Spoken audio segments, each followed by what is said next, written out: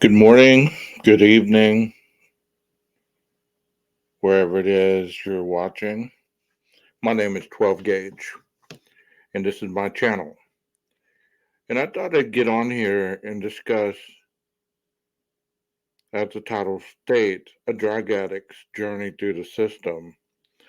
I'm not going to claim to know every state's laws, procedures, but I am going to be mindful to the state in which I live in. And I'm going to take you through that journey the best I can. I don't have receipt to back this up, but I can in time. Like I say, I like to be able to present researchable material, information that can be backed up, not debunked, or things of that nature. And the reason that I chose the platform of the Idaho 4 to be able to talk about this is because I just heard another creator discussing a situation that happened with one of the deceased victims' um, parental figures. And he went on to detail the journey and what would be needed in order for the individual to be successful. So I'm going to begin by telling you I am a licensed chemical dependency counselor. I'm a therapist and been a therapist for 18 years. I've worked in a lot of different facilities. I've worked in the prison, I've worked in outpatient services, inpatient services, detox. I've worked in my own private practice. I've had many individual sessions with these individuals that call themselves drug addicts, but never criminals, okay? It goes hand in hand.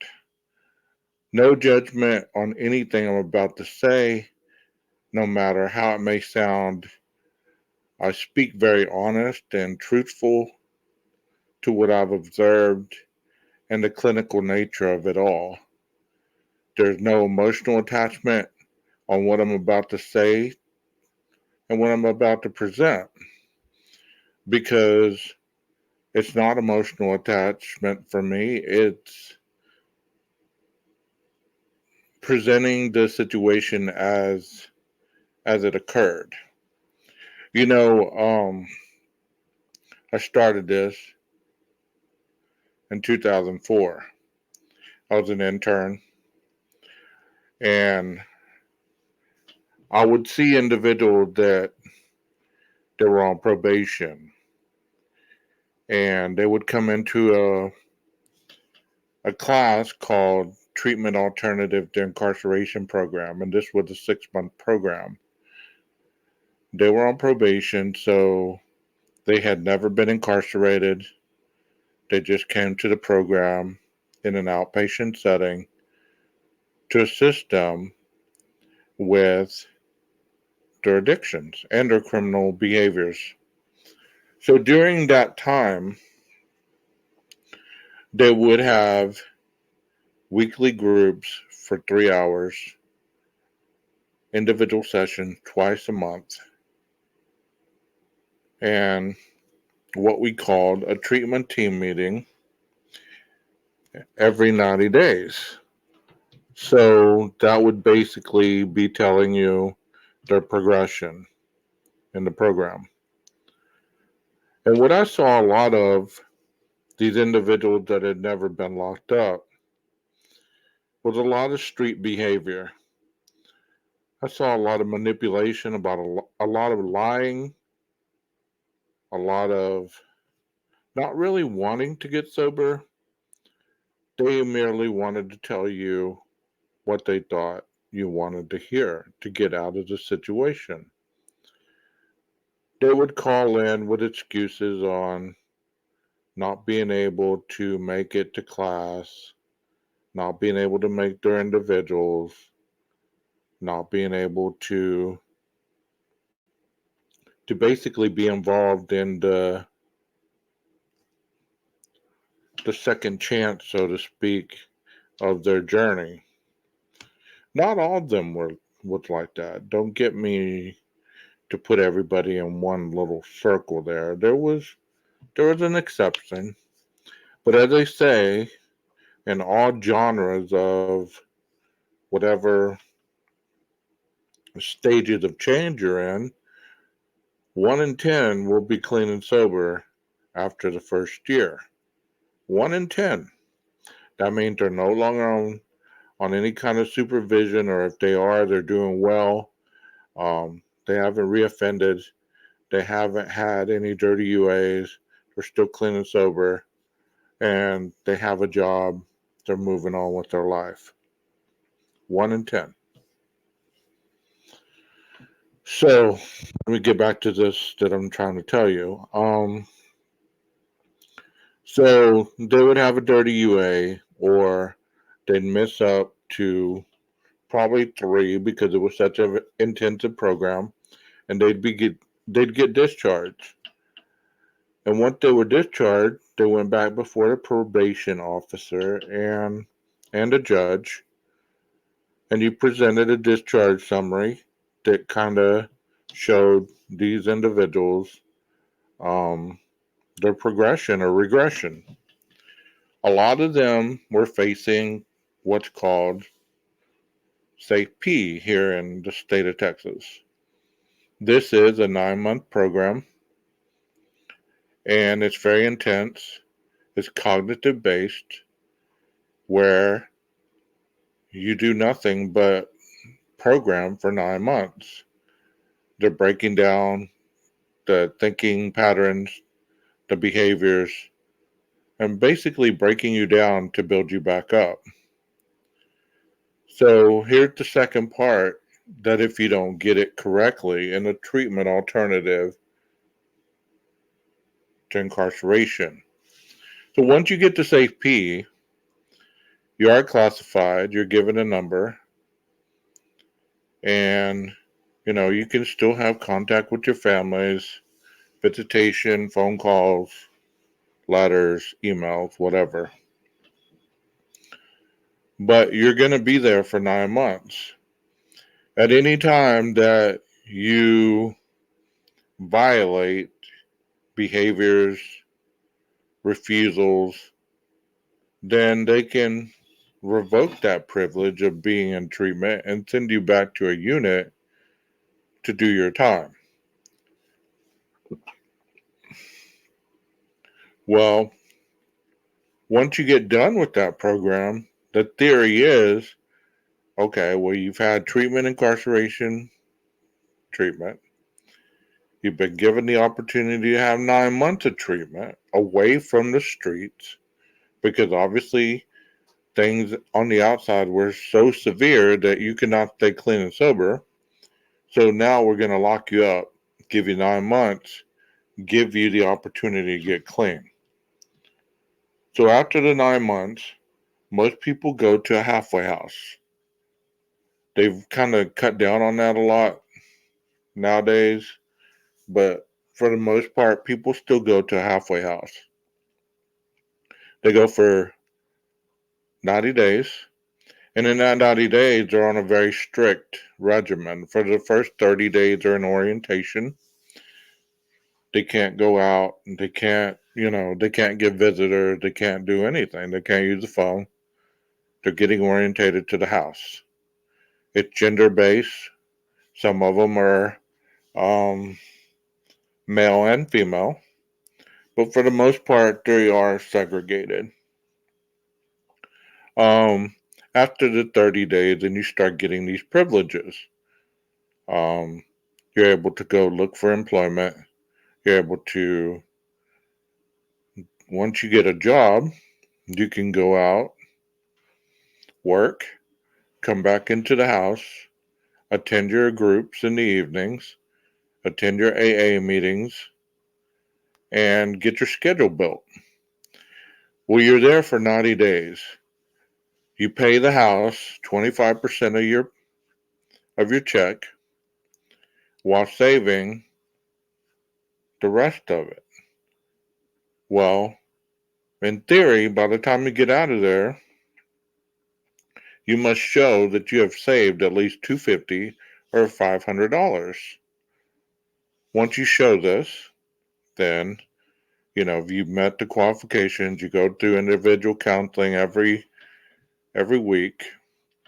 You go to groups every week, and you take random UAs.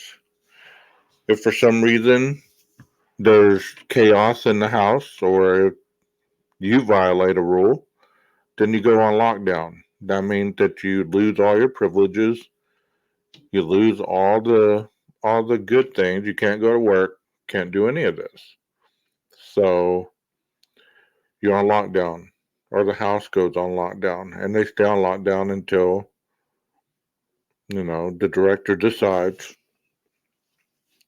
has what happened um, been dealt with. Okay, so once you get out of the halfway house, you complete that, then you come home. Now you're on parole. You meet your parole officer. You go through orientation. They give you all the rules, all the setups, all this, that, and the other. And then you still have to do more counseling. It's a step down program that lasts 2 years of your life. It lasts for 2 years. So you meet up with a counselor in outpatient services, and you still have to do 9 more months, 6 to 9 months, depending on your progression of treatment. More cognitive based, kind of re-solidifying what you've learned on your journey. Like while you were in Safe P, you learned how to adapt those tools to incarceration. While you went to the halfway house, you were given more freedom, so you continue to utilize those tools. Now you're completely free. You're out in the world. You're living with your family, or you're living by yourself, whichever it is, but you're on parole. So you must get a job. You must attend weekly group for 3 hours. And if I remember correctly, twice a month you're doing individual counseling. You step that down at the first 90 days, you get reevaluated. And if you're doing well, the counseling goes down to once a month. But you still do the groups for the whole 9 months every week. At any point that you have a dirty UA, or you have some kind of infraction, late on your payments, or you're missing groups or things of that nature, missing your individuals, then there is a treatment team meeting and sanctions are discussed, and they can be anything that is a progressive sanction. Well, once you get through that part of the 9 months, and then it's 6 months, and then, or not 9 months, 3 months, 6 months, and then 9 months. Once you get through all that, in theory, hopefully by the time you get out, you have a year of what they call peer support. This is where you meet up every week with your peers who are still on parole, and you discuss the issues that you're dealing with people who understand what you're dealing with, because they're dealing with it too. Now let's talk about parolees and some of the setbacks that they have awaiting for them once they get home. First, in this state, there's a lot of apartments and houses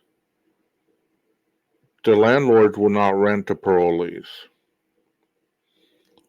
They won't. There's a lot of jobs that won't hire parolees, especially if you're a sex offender. Let's say you don't have transportation, so you move back to your parents or your grandparents or your ex-husband or whoever will say, well, yeah, they can stay here. I'll support them and I'll make sure they get to their meetings and this, that, and the other. Well, that's short lived too, because a lot of individuals feel like after a while, they're tired of taking you to these things that have nothing to do with them. And that's just real talk. So, how did this all incorporate into the Idaho 4? Well, this individual that reported on this earlier was stating that this individual that went to prison or is going to prison is going to be in there probably about a year or less. Well, I had spoken with this individual briefly while she was out on Facebook. And some of the issues that she was having then is some of the issues that I feel that she'll have when she gets out. Housing, transportation, support, job, staying clean, old friends, temptations, grief, all these things that in this year people are hoping that she gets correct. One thing you must realize that if you've had a lifestyle, no matter how long, because I heard this person say she hasn't been a drug addict all her life. Well, she may not have been, but that does not mean that she wasn't around others that were, that the lifestyle did not rub off on her. And I'm not talking bad about her, but it is what it is. There's a lot of battles that go on in recovery other than just overcoming pain and hurt. Obviously, this individual is going to need extensive grief therapy for the loss of her child in the manner in which it happened, and all the unanswered changes and questions that go along with that. Compound that with all the unknowns of a life she never really has had for a while now. And you put that into perspective. If you didn't have anything and they take you out of your life out here and they put you in a controlled environment where they're doing everything for you and other people are sending you money and other people are supporting you, and then they say all of a sudden, okay, well, now that you've served your time to humanity, we're going to release you. So where are you going to go? Who are you going to live with? How are you going to get around? Where are you going to work?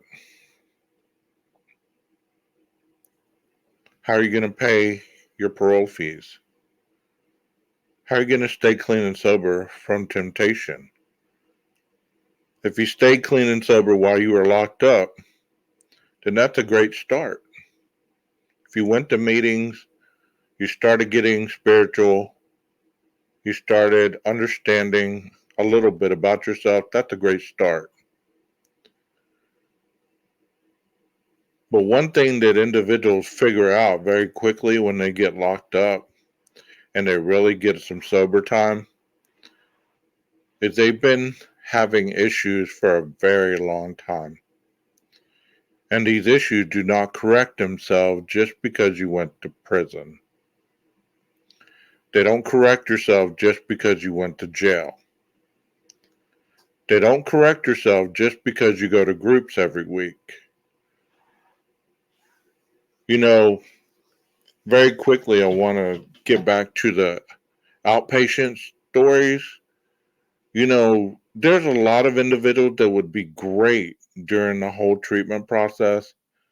And then the last month before they were to discharge, they would self sabotage. And by this, I mean they would go back and reoffend, or they'd start using again. Just so they either would not have to get off the treatment, or they were just fearful that they couldn't do it. And based on the drug that they're addicted to, that makes it even significantly harder to stay clean. If it's meth, the statistics are not very good after the first year of being off methamphetamines.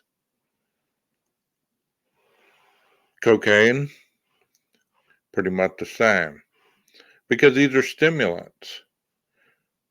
Heroin, pretty much the same, because that's a downer, central nervous system depressant. Marijuana, pretty much the same. But you take all the substances away, and you still have somebody who is broken. You can't go back in time and put them back together. There is a misconception, okay? There's a misconception that states, if I love you back to health, you will continue the journey. Did you just hear what I said? You know, there was a lot of people during my own recovery that were trying to love me back into getting sober. And all I was doing was using that love to destroy them and myself. You know, because you make promises, you make deals, you make all these things to get what you want or what you need, while in the process not knowing how to maintain it. You know, there's a saying about drug addicts, they're not the long distance runner, they're a sprinter, meaning that for the short game, they're good, but over the long game, they're not so good. And I applaud anybody that wants to support this individual, because I was lending a hand out to support, not financially, but in answering questions or giving, a little bit of support through daily affirmations and things like that. I didn't really speak to her a lot, but the times I did, she was not in a good state of mind. I could see it, I could hear it. But you also have to remember something that underlines all this, okay? There's a misconception too that I used to hear all the time. Well, you're not an addict, so how would you be able to help me in what I'm going through? How would you be able to understand what I'm going through? Well, I am an addict. I am an alcoholic. But they would never know that. They just assumed that I wasn't. But that closes a lot of doors for people. When you get sober, you become open minded. You become honest with yourself about your perceptions and your realities. You're able to take a constructive criticism, even if you don't believe that it can help you. You hang on to faith, somebody's faith, until you can get some of your own. And the reality is that I've seen a lot of success in recovery. I've seen people that have pulled themselves up. Did you hear what I just said? They pulled themselves up. They had the support when they needed it, but nobody was doing it but them. You know, sometimes you need silence. Sometimes you need to learn how to silence the voices of doubt, insecurity, trauma, and all these other things, to learn how to rely on you and your higher power, because in the end, that's all you have. Many times we can depend on people, but people are fallible and they will inevitably let us down. So when this happened to a drug addict, most of the time, or a criminal, most of the time they fall too. We haven't even mentioned money, okay? One thing that I've noticed about some of my former clients is they started gambling to feed that addiction because money is an addiction. They get on these online slots and they play for hours and hours, so they're feeding a need. They're getting a payoff. So you don't have any money, and somebody comes and offers you a quick $50, a quick 100, whatever. And instead of paying your bill that you need that money for, you say, I'm going to go re-up this money by going and playing a slot machine, or I'm going to go do this, I'm going to go do that. And maybe you win. You've already opened Pandora's box again.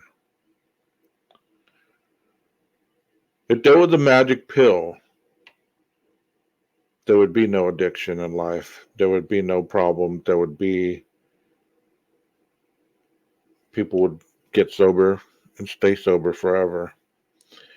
If you've actually been to a meeting, you've heard of stories of people that have been 25 years sober and then relapsed. And you say, well, for 25 years you were doing the same thing. How did that happen? It's because the uncontrollable happened. See, in the mind of a drug addict, they must be in control of every situation. They must know that they're going to be covered on the back nine, that they're in control. And if they're not in control, they're going to maneuver the situation where they don't lose, you lose.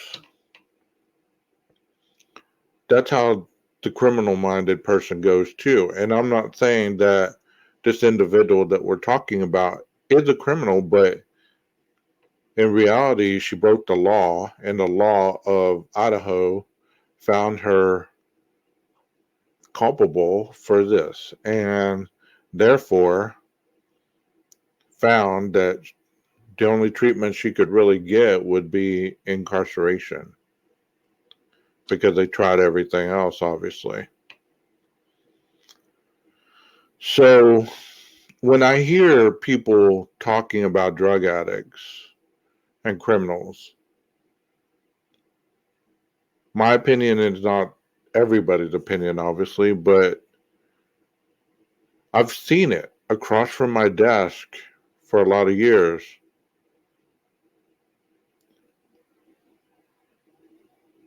I'm not discounting this individual's account for what he knows on the other side of my desk.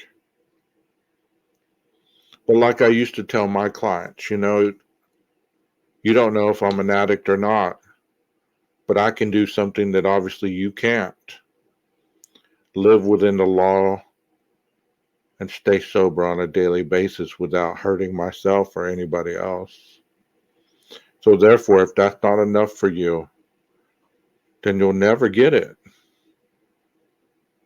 And that might sound cold. That might sound callous. But if you've ever lived a sober life, you don't have to live in the rear view mirror. You don't have to constantly be talking about how it used to be, and you can relate to this and you can relate to that. We all can relate to pain. We have pain on a daily basis. We have disappointments. We have moments of doubt. We have all these things. Many of us do not self-medicate when life gets hard. We just use our coping skills, use our support system, pray, meditate, whatever we need to do to get through the situation. We don't make excuses. We don't bargain. We don't manipulate. We don't go looking for the quick fix. We wait on the miracle to happen because that is what the big book talks about. We are not in control of the show. our spiritual power is. We plant the seed, we don't harvest it. We don't we don't water it. That's the person who's trying to get sober's job. And if they don't want it, then that seed will not grow. I'm going to watch this journey without being negative on their part because they're obviously caring people and they're wanting to make sure that this individual makes it through, as I am. I don't I don't wish negativity on anybody, but I'm a realist. And I believe that my experience of doing this as long as I have speaks volumes on the outcome rather than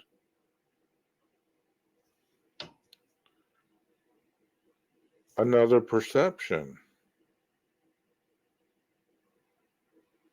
Be cautious. You can love people from a distance because sometimes the image that they show you is not the image that is reality.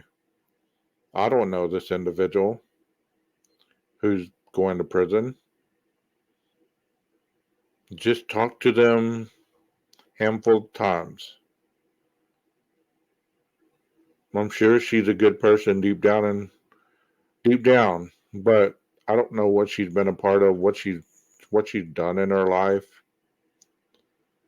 And I don't think anybody else really knows other than her family, her close friends, and people who she's really been close to all her life before this tragedy happened. They truly know who she is. And, I'm sure, just like Brian's family, they're either pulling for him or they're thankful that he's finally off the street and they won't get that call in the middle of the night that their loved one has OD'd. They've been killed or they're missing. Because when you live with an addict, those are the things that run through your mind. See, people can tell you how it's like to be an addict, but they very seldom don't understand the other side of the coin, what the families go through, what their loved ones go through, what you put your loved one through. See, I never really hear a lot of addicts talking about that. And when they do, their recovery's genuine because those relationships are restored, you know? So, and of course, getting back to the treatment process, once you get out peer support, then chances are their has been so small that they're almost done with their sentence, and chances are they get off parole early if they've done everything they can to supplement the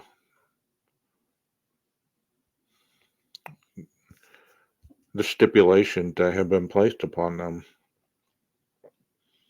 And then life begins. I've had professional clients that could teach a class, recite the big book, recite treatment slogans to me and everything else, but they couldn't apply those to their daily lives. They weren't humble. They were arrogant, they were rude. They never got the concept that living sober is not about just changing the mask. It is about the inside out restoration of your heart, mind, and soul. You know, as an addict, as an alcoholic, I'll say recovering because I'm not that anymore. Um, I will tell you that I've done a lot of damage to people. I've broken a lot of trust. I've manipulated a lot of people. I've stolen. I was a thief, but not a thief for material things. I was a thief for people's hearts, trust, and loyalty. And still to this day, as much as I've achieved in life, there are some people that still doubt my sincerity. They doubt my sobriety. They doubt whether I'm really being honest or not. And I could use that as a hurtful kick in the gut, but you know what? I'm humble enough to know that I probably deserve it. That my tithe to this person's heart is not complete yet. So yeah, I take it, roll with the punches, and go on. I'm in the juvenile sector now. I'm not working with adults.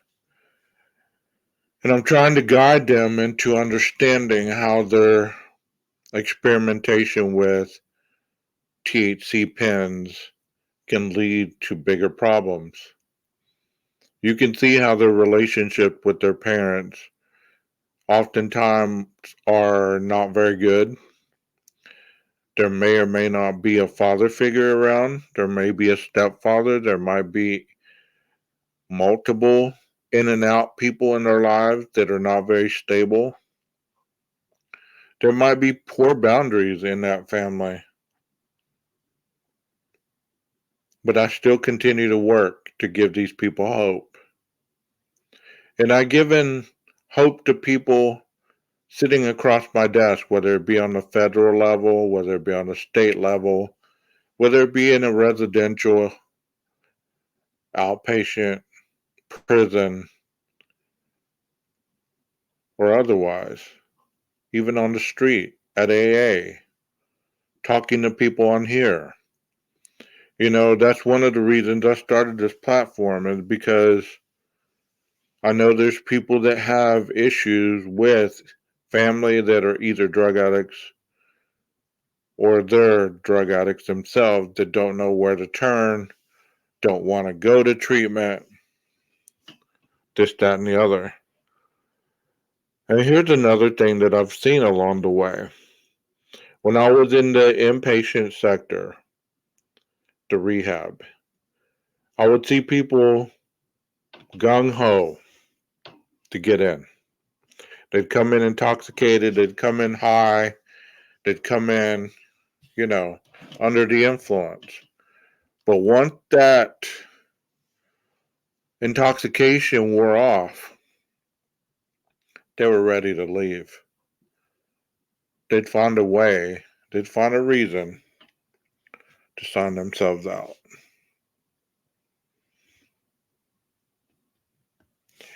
When you're not ready, you will literally gnaw your leg off to get out of whatever it is that you're not ready to do. That's human nature. And if you've had a pattern of living for so long, even if it hasn't had drugs or alcohol involved in it, but it was some kind of maladaptive living, you can take the drugs away, but you'll still have that maladaptive living that you're fighting with to stay sober. It's more than just realizing that you have a problem. The first step is that, but many can't comprehend that that's a lot more than just my life was unmanageable because I drank too much. My life was unmanageable before I even drank. Drinking just made it worse. Drugging just made it worse.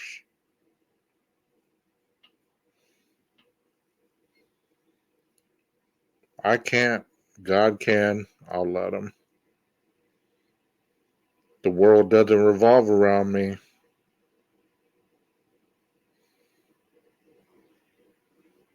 This is a motto I live by. It's not my own. I didn't write it, but I love it. To thy own self be true.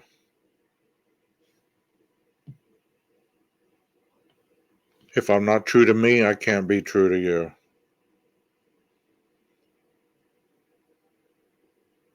And support is a wonderful thing. Love's a wonderful thing.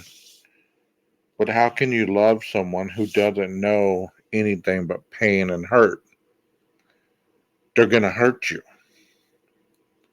They're going to disappoint you.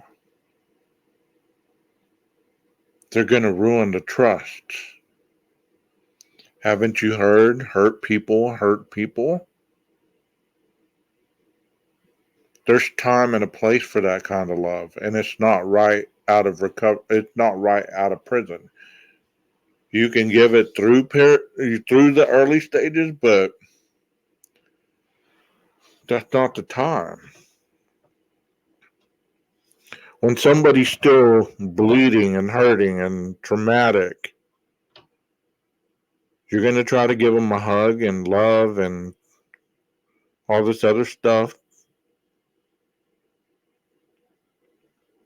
They're going to take everything, including your life, if you allow it.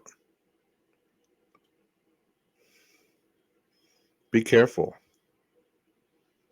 Love from a distance.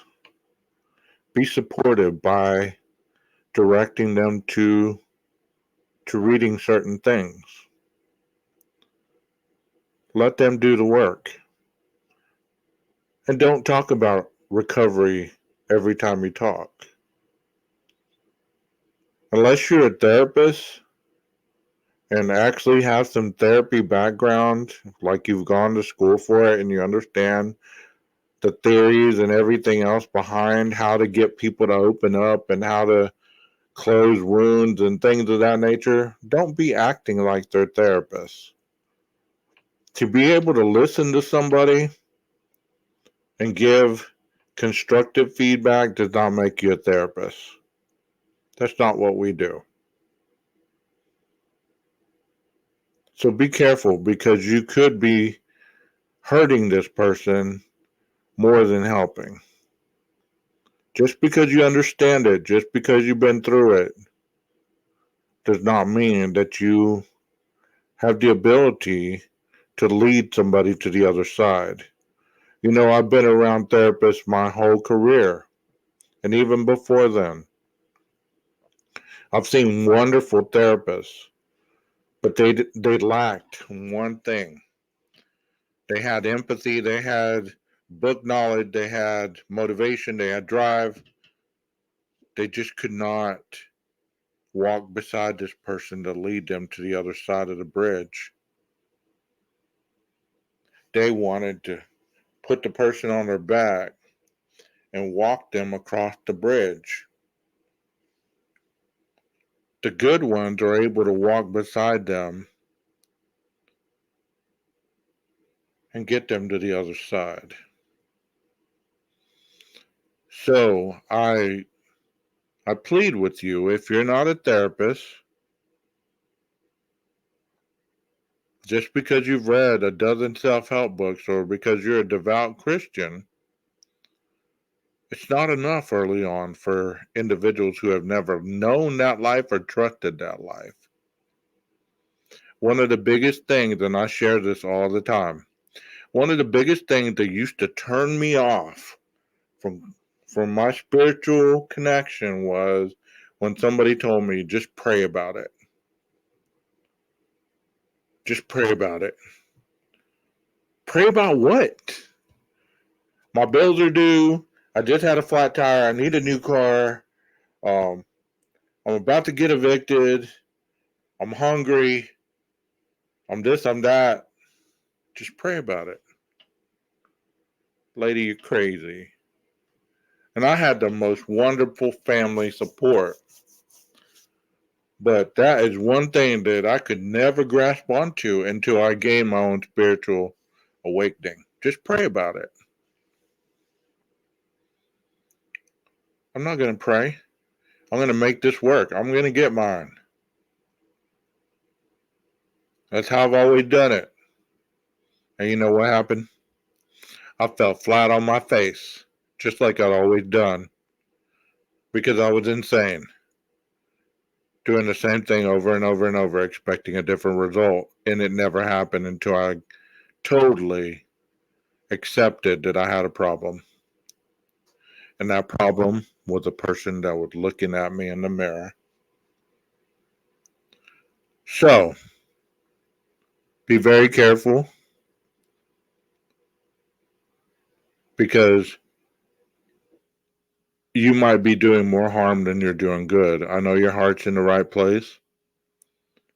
I know your mind's in the right place. I know that you have experience, but let the professional do what they do. Because in the end, if you push too much, you're just going to turn this person the other way and they're going to shut down and they're going to run. And you might never hear from them again. I made a mistake with somebody the other night like that. I thought they were asking for help and I gave them my professional help and they haven't talked to me in 2 days. So I was literally I'm backing off. I'm letting them come back to me. Because when you're dealing with another human being, it's a very, very fine line you must tread because it's not your life. And if you're getting so involved in it, in their lives, that means you have some issues in your own that you need to take care of. Because if you don't, your issues are eventually going to be bigger than theirs. And like I've always said, one unhealthy person and one healthy person eventually makes two unhealthy people. Two unhealthy people do not make a healthy person. So, that's my 2 cents on this. I hope you enjoyed my stream. It is 3:35 in the morning. I don't know why I'm up. But it's the weekend, and I'm on call. And that's what I do the whole time that I'm on call is like I just wait for that phone to ring.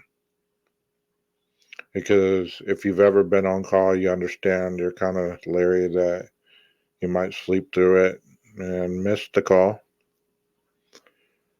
I hope I don't get any calls, but you know how it goes. I hope you've enjoyed it. There'll be more to come. And those individuals, if you get told that I used your content, I didn't name your names, I didn't name the person you were talking about. And through the process of elimination, I'm sure people will understand or know who I'm talking about eventually once the news comes out. But I'm sure that you have genuine